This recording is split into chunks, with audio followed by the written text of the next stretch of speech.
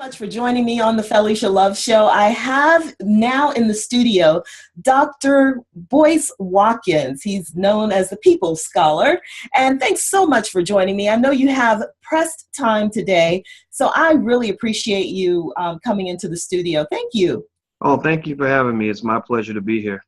Well, you know, the burning question that I have, Dr. Watkins, is about Morehouse.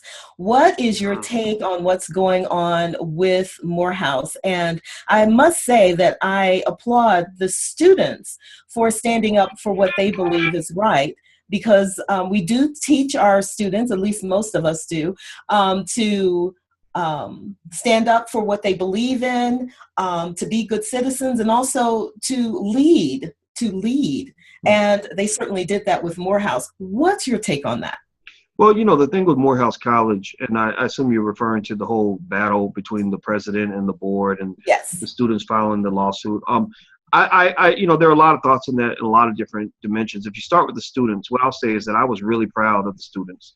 You know, and I said it a couple times publicly that what the students did by challenging the old heads at the university was exactly what students are supposed to do. See, what they got to understand is that Morehouse does not belong to them. Morehouse belongs to you. Yes. That is your school. Mm-hmm. These old people just holding on. You know, some of them are just on the gravy train. It doesn't mean Morehouse is a bad institution. It doesn't mean that there's not good guidance there. It doesn't mean that there aren't great faculty and great administrators, et cetera, that really love that institution. But when you have somebody that's running a school in the year 2017, who wants the school to be just like it was in 1965, mm-hmm. that ain't progress. That ain't healthy. That's not good. And what you'll see at a lot of schools is, and by the way, I wanted you to know that I just got approval to get an extra few minutes on our interview. So oh, great. Not as rushed as I thought we'd be. But but you know, when you look at it, you see this problem in a lot of universities across the country, a lot of HBCUs, where you have too much conservatism. You have an overdose of conservative behavior, and it causes the school not to be able to move forward. So what I have found is that the students today, they understand what Dr. King and his crew understood in the 1960s, that sometimes the young people got to move the old people out of the way, mm-hmm. knock them down and get rid of them. And because I can tell you what, and I'm not, the chairman of Morehouse, Davidson's his last name, I believe, has done a wonderful job for the school. He's been very devoted to the school, but he needs to step down. That board is way too big. You got too much cronyism on that board. Speaking of which, isn't that like 40 people versus maybe 10 or 15, well, maybe 15 at max that are usually on boards? Or yeah, you're right. Most boards have about 10 to 15, maybe 20 people. This board has over 40 people. Right. It's like a rapper's really bad entourage. You know, like a rapper with a horrible entourage. You know, like that's what the Morehouse board looks like, and it looks tacky. It's man. And the other thing is that and it's not just me saying this. I'm not just trying to be a hater here. I don't want to be a hater, but it's me telling you the truth. Outside consultants have repeatedly come in and said, "What are y'all doing? You're trying to take one of the great institutions in American history and ruin it." You know, so I personally think the students did right by fighting the board. They need to keep on fighting, and because it's their school, it doesn't belong to the old people. It belongs to the young people. Let's take a look at what usually happens in board meetings. The ones that I have attended, I've noticed that small numbers are the ones that are most effective in moving policy and moving forward with, you know, goals and agendas. I wonder, I wish I could be a fly on the wall to see what it would be like to have 40 people with a say-so, you know, as it relates to schools. It sounds like it could be chaotic. I don't know. I haven't sat in any, but just judging from the ones that I've sat in. How about you, Dr. Watkins? You know what? It's not that it could be chaotic. It is chaotic. You know, when you have that many decision makers, that many people with individual opinions, it's not usually going to work. The only way you get progress sometimes is if you have somebody that becomes the head of the dog and everybody else is sort of the tail. One person stacks the board and then they all agree to do whatever that main person does. And I think that's kind of what was happening in Morehouse a little bit. And I don't think that's healthy. I can tell you, I remember when I was finishing my dissertation and I had a 5-person dissertation committee. And even among those 5 people, I knew that the ability to make decisions was going to be tough, because every time you get 4 of them to agree to something, there's that one person who says, I don't like it. And then when they change something, somebody else says, well, I don't like that. And next thing you know, people are fighting. So when I had a problem, when I got rid of my dissertation chairman, and I had read a research paper that said that smaller groups have an easier time making decisions, I said, I'm not going to replace him. I'm going to chop and rotate. I'm going to chop him off the head and rotate somebody else to the top so we can get this sucker done. And it worked out pretty well. Mm-hmm. So I think that with Morehouse, I don't understand the logic in having a 40-person board. I don't understand this whole, very catty-patty battle between the president and the chairman of the board. That's, when egos collide like that, young people suffer. And I think everybody does. By speaking up on their own behalf, are doing a phenomenal job for the university. I think the university, Morehouse, will be better off because the young people spoke up. Well, I know one thing for sure, Morehouse has been, there's been some trouble, like as it is for a lot of HBCUs, and hiring the president to come in, was a good thing. It was really a good thing because they were able to make some more money. So now that he's been asked to exit, where will the college stand? I just wonder. And I have to say, since we've been talking, I'm kind of drawing parallels between this institution and all of its rhetoric and what we're dealing with now in the United States. Well, you know what? You make a very good parallel with that because, when you look at what's happening in Morehouse, it's kind of a microcosm of what's happening all across the United States. We have a country right now that hasn't been this divided since the Civil War. And one thing that they always say, and it's very simple common sense, is, that old adage, united we stand, divided we fall. America is very divided. And because of that division, America may fall. And anybody who doesn't understand that is contributing to the problem. And I think that what happens is think about it like a marriage. A marriage doesn't always work if you've got two people always going in different directions and fighting, battling each other. Then eventually somebody says, to hell with you, I'm going to go my way. And the other person says, I'm going to go my way. And next thing you know, you're just, two individuals trying to make it on your own. And splitting resources. Right. Mm-hmm. So I think that when you talk, absolutely spending resources. You said spending resources? That's what you said, right? Splitting resources. Yeah, splitting and also spending.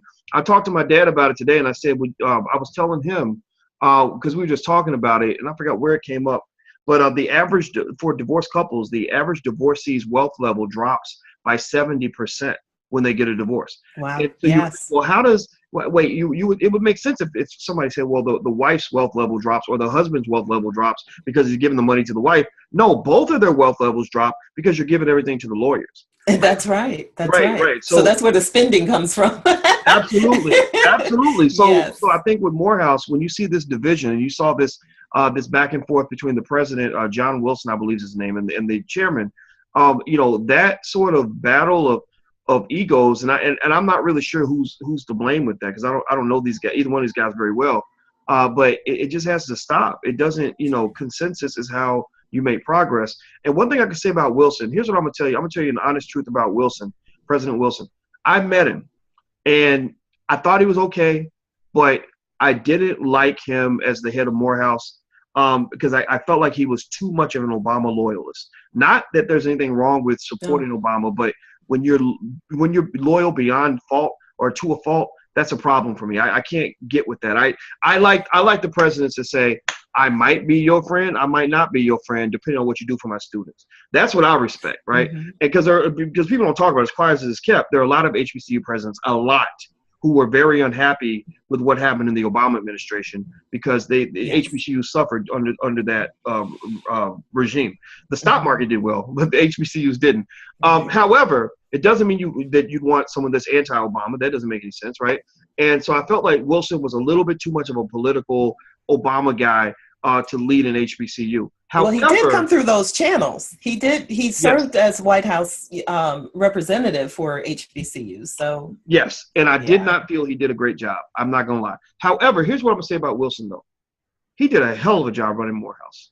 He did a hell of a job. That school was struggling financially He Yes. came in, he brought in outside money, he increased their enrollment, he elevated that school's brand and image throughout the world. He got the president there to do the commencement address. There's nothing that I know of that I could see anywhere that would say that you could walk out and say, oh, he did a horrible job, he's a bad president, he needs to go. Right? And I think that that's kind of what was going on here. It almost seemed to me, based on what I'm reading, talking to people, things like that, that you just had this chairman who just said, well, I don't care how good of a president he is, you got to go. And gatekeepers like that piss me off because, and not to use crass language, but they make me mad because you're not really, you're not serving your fiduciary responsibilities to represent the best interests of the students, not for the collective, the best interest of yourself. Absolutely. And that's got to go. And I have to wonder if there are 40 people with a stake in this, at least on that level, how does that get to continue? Did not someone say, this is not the way, we run business? You have to put your differences to the side. I'm just wondering. We're just speculating because neither one of us were in the room, but you got 40 people who are looking on the inside. So I just wonder how it even got that far. Let me ask you, go ahead. Oh, no, but you're right. You're right. I mean, it shouldn't have got that far. It's very disheartening because, when you see all the HBCUs that are just sort of falling out one by one and going through all this chaos, you kind of you always felt like Morehouse and Spelman were kind of the good ones, that these are the bastions of strength and responsibility and, stability in the community. And so when you even hear Morehouse is having these petty problems, on one hand, you have to forgive it because every university has its fights. Let's be clear about that. This is true. Harvard University has some of the biggest, ugliest fights imaginable. We remember the way they treated Cornell West, which is why I'd never teach at Harvard. My goodness, they just sort of, spit all over him. But at the same time, it was just so sad to see just such a petty public feud between, these leaders of this important institution.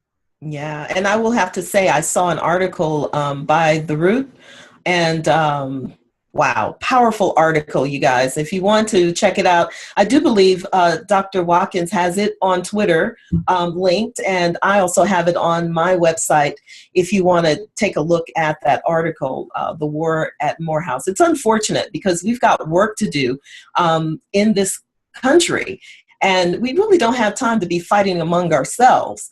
And then how do we talk about leading by example when this kind of thing is happening, with an institution? So, geez, guys. Well, I think that's a great point. And just so the reason I'm talking, I hope you don't mind. I told you I got them to give me a few extra minutes. I am so glad. I know. I told you when the interview started, I was like, I gotta go. Yes. And I told him I really wanted to talk about this because I think it's important. I agree. I think that, if I were to try to set an example for young people, and they matter more than old people because they're going to be here when we're gone. That's right. The example I would set for them is to find a nice space in the middle where you can have, open freedom of expression. Everybody can lay their viewpoints on the table. People can disagree.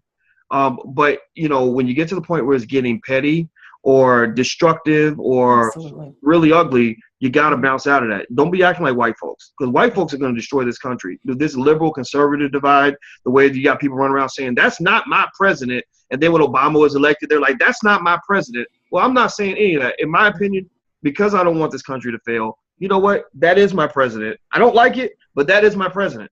And that's not me, cooning out or selling out. I don't like Trump. I just say that. But I want him to be able to succeed if he's the one that's guiding the ship. Because if he crashes the ship, so do we. We crash with him. Yes. Yeah. So I think, that's kind of, so I think for young people, what I would say to them is just, look, don't get to the point where you think that sticking together with black people means that you got to agree with every stupid thing a black person says or does. That's not true. Because we have too much of that too. We have too many people thinking that, if you express any sort of dissent, or if you disagree, or if you march to the beat of your own drummer, or if you critique anything, you must be a hater.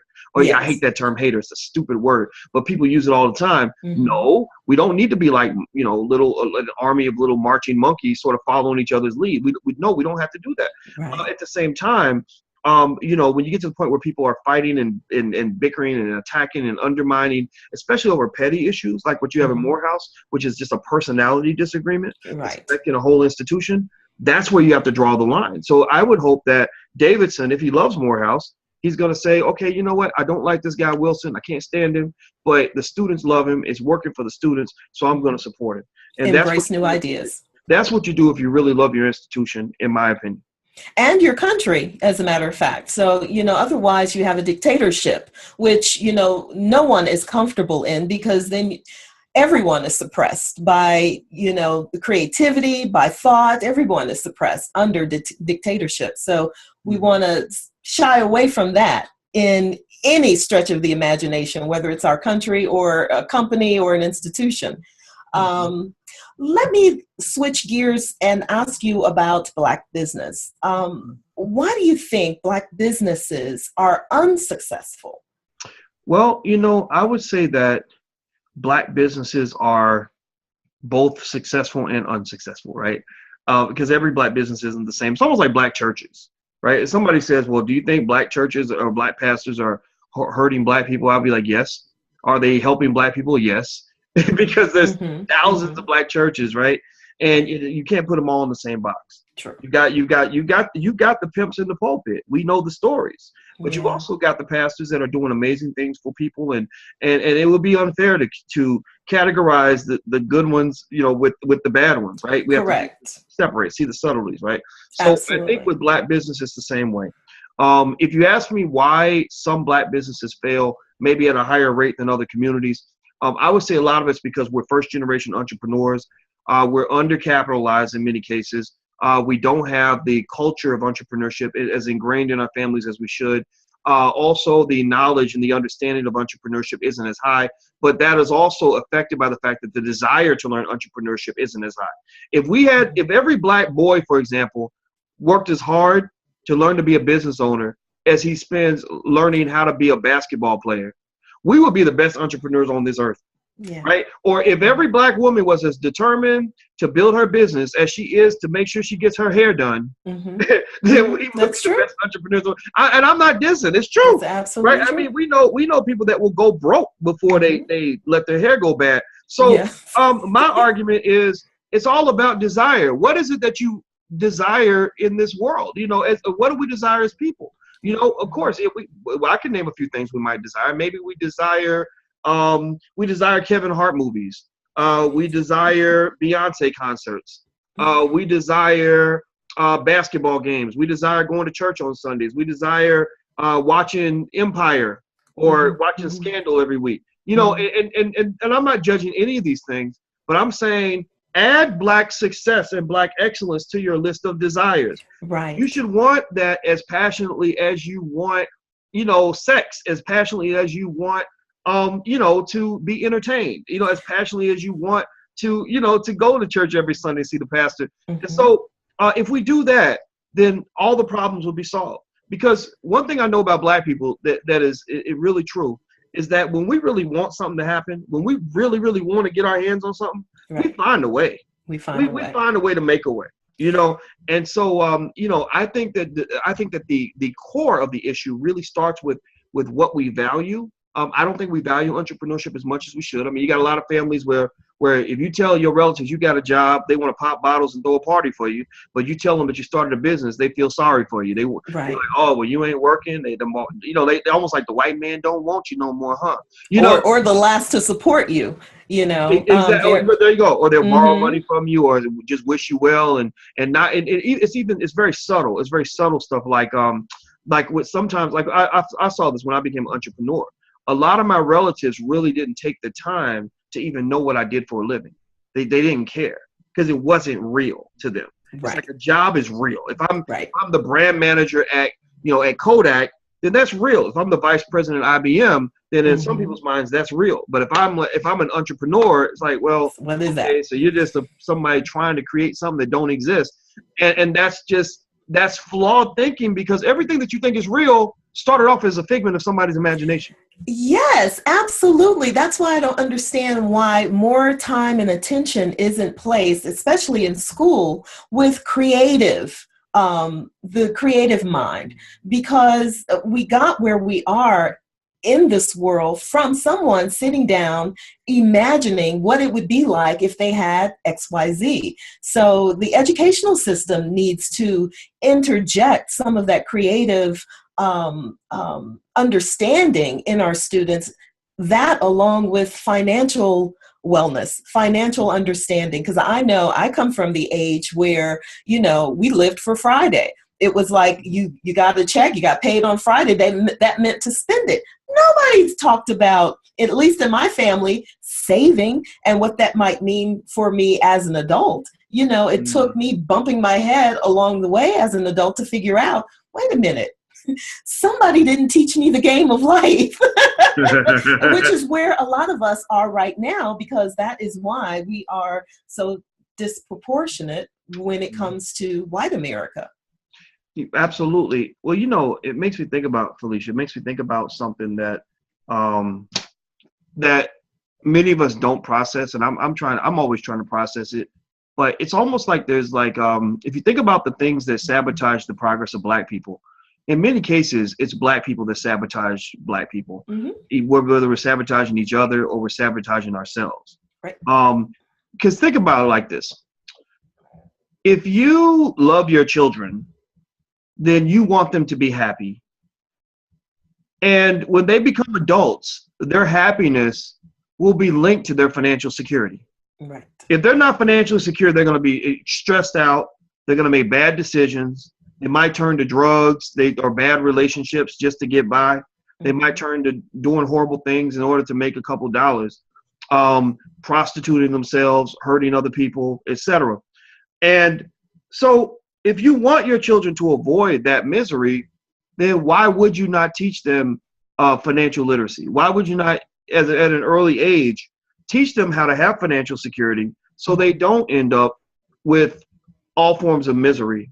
Well, the lie we've been told is, oh, well, I didn't know. America was built on and continues to thrive on our ignorance of not knowing. So at some point, somebody's got to stop to say, wait, this is not the quality of life I want to live. There has to be something different, and move forward to get that understanding. So the lie we've been telling ourselves is, oh, I didn't know, or, oh, they changed the game on me. And the game keeps changing, but it's up to us to keep up with it. So you're absolutely right. We get in our own way. And the game keeps changing. The question is, who's changing the game, and why aren't you changing the game? Why are we not able, as people, why are we not using active language to describe our outcomes, but we're instead using passive language that implies victimization? They changed the game on me. They did this to me. The white man ain't hiring. I had to go through that. I had to learn how to teach myself not to be a victim. And I really believe that's what's in our way. I really believe that's why we are in our way. And that's why we continue to sabotage ourselves, is because we have, as a race, a collective, taken on the victim role. And it is true that a lot of things that has happened to us historically is appalling and never should have happened. However, the empowerment comes from getting out of that victim role, that victim stance. And once you do that as an individual, things start to open up for you. Absolutely. I think that the biggest revelation for me came, Felesha, when I started realizing that I was the person who was responsible for most of my outcomes, good and bad. What happens is human beings have what they call self-attribution bias, which is where you give yourself credit for the good things that happen to you, but you tend to give yourself, you tend to give someone else the responsibility when bad things happen to you. Shift the blame. Yeah, and you see it really subtly. All of us do it. Like, think about how people talk about their favorite sports team. When they win, they'll say, we won. But when the team loses, they say they lost. Right? They don't say we lost. They say they lost. That's very true. And so, I think that just that simple revelation that you control the majority of the outcomes in your life, even if it's not entirely true, it's empowering. It's what at least gives you the fuel to feel empowered to get up and try to make things better. And that goes deeper than just changing your outcomes. It changes your whole chemical makeup, your whole disposition, because a person who believes that they can control their own destiny is less likely to go through depression. And that's even true with rats, with mice. They did experiments with mice, and they found that mice, when they couldn't control their environment, when they were being hit with electric shocks and they couldn't stop the shocks, the mice would get depressed because they would measure the levels of serotonin in their brain.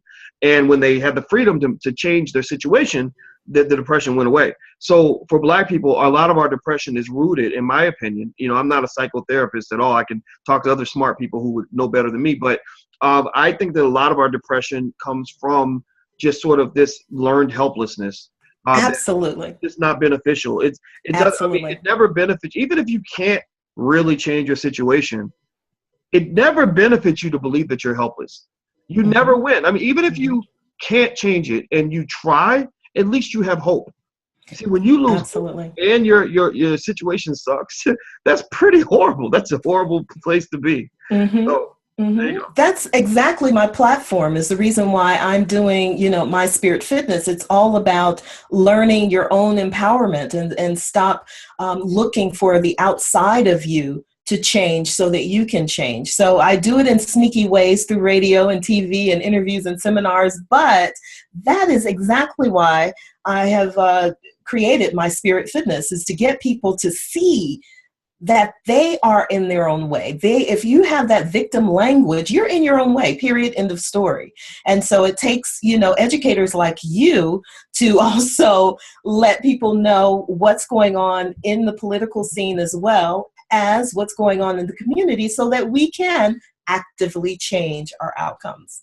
So I really appreciate the work that you've done. Absolutely, sisters. My pleasure. And I really enjoyed talking to you. Your website's MySpiritFitness.com? Yes, MySpiritFitness.com. I've got to ask you one more question if you have time. Absolutely. Absolutely. I read somewhere that you said that if Warren Buffett were Warren Buffett were a woman, he would be like your grandmother. What did you mean by that? Warren Buffett reminds me of my grandmother, my grandmother was the first person who introduced me to financial literacy and everything else. And we actually made a film about my grandmother called The Secrets of Black Financial Intelligence. And that was my way to kind of mourn her passing and remember her. I find that it's easier to deal with grief when you create a lasting memory of the person that you love so much. So I love my grandma. And the thing about my grandmother was that she was the first person to introduce me to concepts like compound interest, not because she had any sort of advanced degree in finance and money, but because she understood the value of money. And she also knew, as a single Black mother, nobody was going to come save her. There was no waiting for Superman or Superwoman or super government or anybody. And so she made sure she took care of herself very well. She raised her 4 kids by herself. And when I reflected on my grandma's life when she was getting older, I realized that through all those years, I said, it's funny that, I got relatives all over the place who are struggling financially, but she's never had a financial problem. She would have people that made 5 times more money than her who would come to her and borrow money because she saved her money. She had perfect credit. She paid off her car and her house and everything else and never had to worry about that. When she died, all the arrangements were made for her funeral, all the way down to the color of the dress that she wanted to be buried in. So it wasn't one of those chaotic situations where somebody dies and you got to take up a collection plate in church because they didn't make any plans. They thought they were going to live forever. And so I said, I think this kind of mindset should be celebrated, because even when in my grandmother's sunset years, when I was teaching at Syracuse University and I had my PhD in finance now, my grandmother was one who opened the door for me to even start thinking about money and the power of money and everything else. We would reflect on the things that I learned from her over the years. And a couple of things that she said to me that that stuck with me, that I now share with everybody that listens, is she said, Coco is my nickname. I called her Momo. And she said, Coco, you never want to spend your whole life on a job that you hate. She said, it is miserable. And there's huge wisdom. Right. Huge. You're hearing this from somebody who was in their 60s at the time. So I'm like, shoot, at the time I was maybe in my 20s. I said, okay, her sacrifice I'm going to make sure I benefit from that sacrifice and that wisdom, and so I made sure, I said, if I hate my job, I'm not doing it. You can take this job and shove it. I can find another way to provide for myself. And that's what the other thing she would say is that, and I remember she's mentioned this to me when I wrote an article about financial responsibility for Essence magazine. And I remember she said that, and I verified this, through research as well. So it wasn't just my grandmother's wisdom, but she said that most of your ability to manage money is psychological. She says, how you think. She said, if you think like a spender, then you're going to always be broke, because when spenders get more money, they spend more money. If you think like a saver, then savers get more money, they save more money. If you are a bad person, then you get more money, you're going to become more evil. Money makes you more of what you already are. If you are a giving, charitable person, then you get more money, you're going to be extremely charitable. And so, so these are kind of the things I kind of picked up from her. And what I did was I was able to actually take what she taught me and kind of add some financial theory onto that. And so the next generation, the next level of that for us in the legacy that I want to hopefully contribute to the world is to take frugality of my grandmother and the financial responsibility of my grandmother and add investing into the mix. Because a lot of us have the grandmas, and these are the black women. These are the roots of black women that I love so much. They don't really build them like grandma no more, right? Or even like our grandfathers either, right? A lot of the boys that turned into sissies, the women some of them that turned into hoochies, and you know what I mean. And not all of them. I'm not making fun. But it's sad, but some of it is true. Yeah, like it's just not the same. They don't build them like grandma. Yeah. But my grandma. A lot of us have grandmothers that are frugal, that will save money and things like that. But a lot of our grandmothers are afraid to invest. So when I created things like the Black Stock Market Program, my goal was to teach people how, all the money your grandma saved over those 40 years would have grown into hundreds of thousands, if not millions of dollars, if she'd been investing consistently. And so that would be the gap between, say, somebody like my grandma and a Warren Buffett, is that Buffett had the similar values to my grandmother. They're very similar in terms of being old school. Mindset. I saw the Great Depression, so I'm not going to go out here and waste money. But the difference was that Buffett was putting his money in the market, and now he makes, more money in a month than LeBron James will make in his whole entire life. Mm-hmm. So. And it's all about mindset, which circles us back to, telling people to stop getting in your own way by feeling helpless and hopeless. Get educated and do better. And as you do, your life becomes better. Do you think we'll ever meet Black Wall Street again, or yes, the Harlem Renaissance era, that yes, richness of Black community? Yes, we're in it. We're in a renaissance right now. We are in it. I'm telling you. There are millions of Black people that I'm meeting everywhere, all across the country, who are starting businesses with their children, who are building what are going to eventually become Black family empires. It's hard for people to see it maybe the way I see it, because I look at the roots of great corporations, and I know they all start off as tiny seeds. Mm-hmm. So what Black people have to do in this generation is plant millions of seeds. And out of those millions of seeds, a few thousand of them are going to grow into the billion-dollar companies of the next generation. So we are living in the moment. The thing about it, though, is I believe that the people who lived during the Harlem Renaissance didn't know that they were living through the Harlem Renaissance.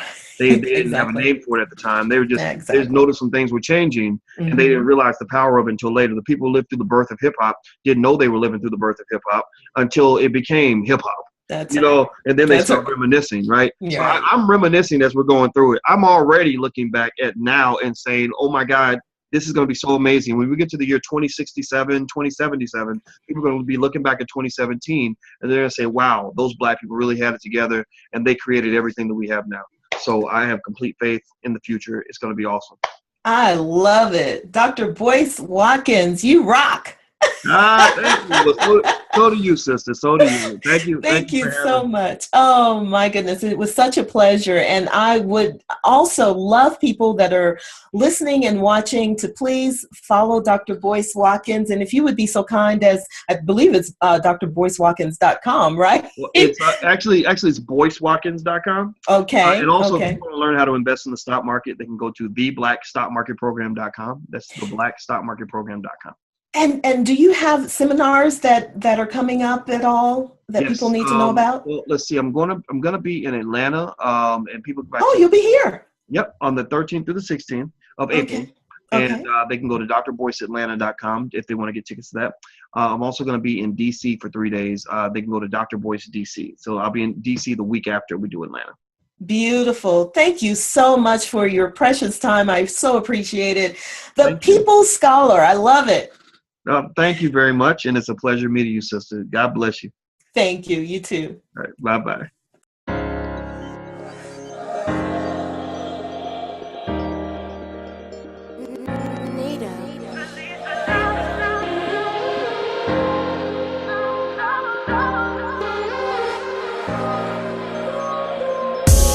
Stands tall when she's knocked down. Living life with wisdom and power. She's the change on your airwaves.